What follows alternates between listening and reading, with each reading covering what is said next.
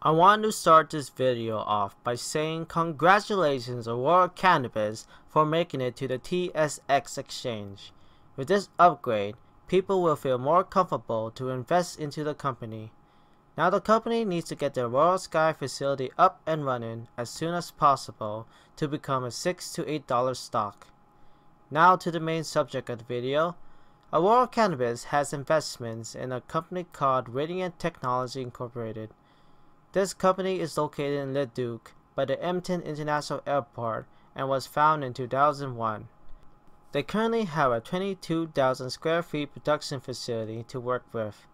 On December 2016, Aurora bought almost 20% of the company's shares and has an exclusive right to do business with the company.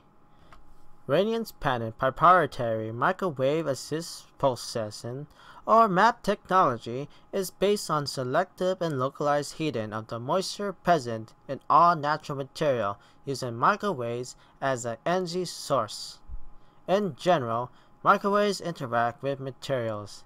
Apparently, the new technology they're working with extracts oils from cannabis at a very fast rate from the cannabis flower at a 99% efficiency. Next up is Hempco, a company that is based out of Vancouver and founded in 2007. They currently operate out of McGregor, Manitoba facility and will be moving to their office in Edmonton, Alberta in their new 56,000 square feet facility. Their current building is less than 5 kilometers from the Aurora Sky facility. On June 8, 2017, Aurora bought 50% of investment in Hempco. Now for a history lesson. Hemp is the cousin to marijuana. Hemp does not produce HCC like marijuana. Hemp has provided more for humans as an agricultural product than has any other plant resource on earth. Hemp has been cultivated and used by man for thousands of years.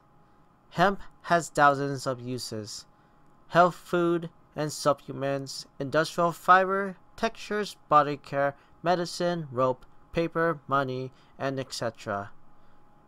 Corporate competition has driven it into a negative context as a drug. So why did Aurora invest into this company?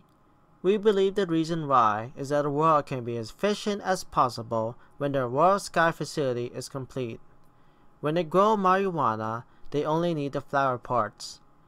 Since marijuana is similar to hemp in many ways, they can sell the seeds and other parts of the cannabis plant to Hempco as a potential customer. Now about the last investment, Aurora bought 20% of shares in Can Group, the first licensed cannabis producer in Australia, to be licensed for research and cultivation of medical cannabis for human use. We believe the reason why Aurora invested is that so they can get a foot into the Australian market and sell cannabis through Can Group. All of these investments will be considered assets that over time will grow, making Aurora balance sheet look better. And the fact that they all are located near each other makes it very easy for Aurora to assist the companies if they run into trouble. As an investor, I am excited to see what the company's future plans are.